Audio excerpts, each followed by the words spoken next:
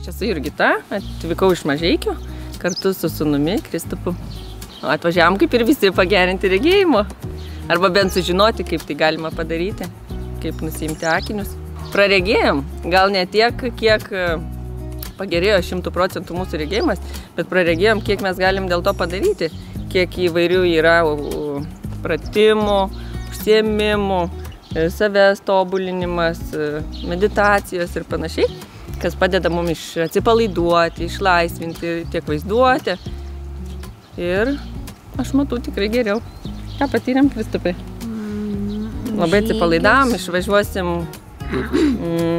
tuščiomis galvomis, pailsėjusiomis. Taip?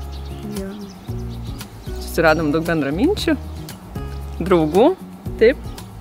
Linksmai praleidom laiką. Aš pati apie šią stovyklą išgirdau iš pažįstamų, iš lūpų į lūpas sklinda žinia. Ir taip, žinoma, rekomenduotumėm. Pačios geriausias rekomendacijos.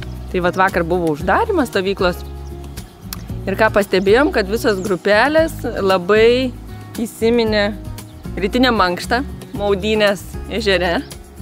Nes nuostabi trenerė Lukrecija mus mankštino, taip.